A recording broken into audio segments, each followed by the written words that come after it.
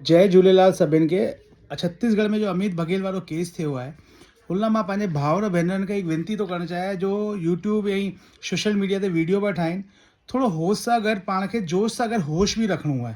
इहो न सोचणो आहे कुझु बि पाण खे चइणो आहे, इहो ग़लति ग़लति बयानु पाण खे जानकारी ख़ुदि खे ई न हुजे त पाण उहा शइ विझूं था, हुनखे उहा छत्तीसगढ़ जा न्यूज़ चैनल पकड़नि पिया। जे कॾहिं केरु भाउ कहिड़ी ॻाल्हियूं थो चई छॾे, अरे छत्तीसगढ़ में रहण वारा माण्हू बि पंहिंजा भाउर आहिनि। असांखे दुश्मनी हुननि सां कान आहे, असांखे अमित बघेल जी अभद्र भाषा सां दुश्मनी आहे। हिन ॻाल्हि खे असां ध्यानु रखिणो आहे। असां कुझु बि वेलगर चई था सरूं, इहो नथा सोचूं हुनजो उल्टो इफेक्ट असांजे सिंधी समाज ते पवंदो, असांजी कड़ी कमाई महिनत ख़राब थी थिए। त इहो सोचणो पवंदो। असांजी भेनरियूं कुझु बि सोचनि थियूं, चवंदियूं असां पाकिस्तान से आए, हाँ इहे ॻाल्हियूं ग़लति आहिनि। असां पाकिस्तान सां न, अखंड भारत का आहियूं। हिन जो ग़लति प्रभाव थो पए, हिन ॻाल्हियुनि खे पकड़ो थो वञे। तव्हां ध्यानु ॾियो, हिकु असांजी भेण कल्ह हिकु पोस्ट करे छॾी आहे कि 72 कलाक में सिंधी समाज जो हिकु नयो फ़ैसिलो अचण वारो आहे जंहिंमें अमित बघेल खे थींदी। ही के बुनियाद ते बचा आहिनि, किथां हिननि खे ख़बर मिली आहे? ग़लति ख़बर खे उहो न्यूज़ चैनल वारा पंहिंजे चैनल ते हलाइनि पिया। हुन सां छा फ़र्क़ु पई सघे थो, तव्हां सोचो था? कई बार कॾहिं बि कोई बि ख़बर तव्हां पंहिंजे चैनल ते हलाइण खां पहिरीं 10 बार सोचो हुनजो छा फ़र्क़ु पवंदो। हिन वक़्तु इहो मुद्दो ठहियो आहे हिकु असांजी सिंधी समाज जी न्याणीअ जो लॻाए करे, उहो चए थी कि 72 कलाक में ॾाढो वॾो फ़ैसिलो अचण वारो आहे, सिंधी समाज जी तरफ़ खां कार्यवाही थियण वारी आहे, सरकार करण वारी आहे, अल्टीमेटम ॾिनो। इहे ॻाल्हियुनि जो न हुजणो खपे। हुनखे छत्तीसगढ़ जा न्यूज़ चैनल लोकल वारनि खणी लाथो आहे। तव्हां सोचे सघो था साम्हूं वारे खे पाण मौक़ो पिया ॾियूं जो असां लोकतांत्रिक तरीक़े सां हुननि जे मथां कार्रवाई करणु था चाहियूं, ऐं सोशल मीडिया जे तरीक़े सां तव्हां इहे ॻाल्हियूं लीक फालतू जी करे था सघो जो कि अन बि न। त इहे ॻाल्हियूं सोचो। ऐं पहिरीं ॻाल्हि, छत्तीसगढ़ी भाउर भेनरुनि खे कुझु चइण खां पहिरीं तव्हां सोचो, हुननि सां असांजो कोई मतभेद कान आहे। हू पंहिंजा आहिनि, असां भारतीय आहियूं। असांखे पंहिंजे में हिंदुनि खे लड़णो न आहे। असांखे अमित बघेल जी अभद्र भाषा खां लड़ाई आहे। कमेंट या हुननि खे कुझु चइण खां पहिरीं 10 बार सोचो कि तव्हां पंहिंजो पक्ष ग़लति न करो। असां जेके ईष्ट मञींदा आहियूं वरुण देव, हुननि बि कॾहिं ईअं न कयो, छोकी जॾहिं मिरक्षा माफ़ी घुरी त उन्हनि माफ़ी ॾिनी। त असांखे बि इहो सोचणो आहे, असांखे ग़लति व्यवहार न करिणो आहे। असां शांती वारा क़ौम आहियूं। हिंदू सिंधी हमेशह शांती बरक़रार रखंदा आहिनि, ना की लड़णु। ॿिया भले कुझु बि करनि, असां अॼु बि लोकतांत्रिक तरीक़े सां पंहिंजो जो विरोध प्रदर्शन करूं पिया।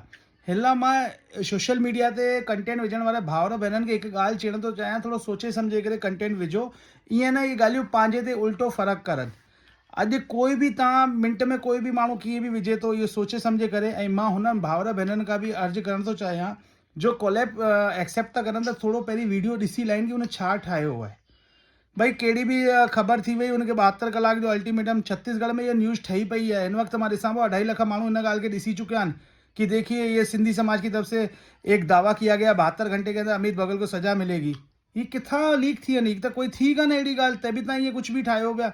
त अहिड़ो ग़लति न करो ऐं सोचो, छोकी अकेली हाणे छत्तीसगढ़ जी ॻाल्हि कान रही आहे, पूरे विश्व जे सिंधी समाज लाइ ॻाल्हि थी वई आहे। त कोई बि ॻाल्हि तव्हां सोशल मीडिया अहिड़ो ज़रियो आहे कि तव्हांखे अॻियां बि वठी वञी सघे थो, हेठि बि किराए सघे थो। ॿई ॻाल्हियूं अथव। त हिन लाइ तव्हां हिन जो सदुपयोग करणु सिखो। ग़लति बयानबाजी करे सोशल मीडिया ते सिंधी समाज जो नालो न ख़राबु थिए त उहो बेटर आहे, छोकी असांखे लंबी लड़ाई लड़णी पई सघे थी। त हर ॻाल्हि खे ध्यानु ॾेई करे कमु करिजे, ईअं ई तुक्कनि में कोई कमु न कजे समाज जी तरफ़ खां। त पंहिंजे पदाधिकारियुनि तक इहा ॻाल्हि अॻियां अचणु ॾियो। तव्हां अॻियां बिना जानकारी जे ईंदा ऐं कुझु बि चई सघंदा कि उहो कमु न करिणो आहे। मां हिकु भेण जो ॾिठो कि असां आए आहियूं पाकिस्तान। असां पाकिस्तान जा आहियूं कान, असांजा दादा वादा अखंड भारत में। संविधान बि चए थो जो अखंड भारत में जन्मियो आहे उहो मूल निवासी भारत जो आहे। त हिन ॻाल्हि खे सम्झो, पाकिस्तान सां असांजो काई लेनो देनो कान आहे। असां भारत जा नागरिक आहियूं, भारत जा नागरिक रहंदासीं, हिन ई धरतीअ में मरंदासीं। असां सिंधियुनि जी इहा शपथ आहे, असां भारत जा ई आहियूं, भारत में ई मरंदासीं। त सोचे सम्झे थोरो कुझु ॻाल्हायो। असांजो पहिरीं ॻाल्हि, मां यूपी में रहंदो आहियां, मुंहिंजे लाइ बि छत्तीसगढ़ महतारी पूज्य आहे। मुंहिंजे लाइ बि छत्तीसगढ़ में रहण वारा भाउर आहिनि, छोकी उहे असांजा हिंदू ऐं असांजा भारतीय आहिनि। त इन लाइ उहे असांजा भाउर आहिनि, हुननि सां असांजा काई दुश्मनी न आहे।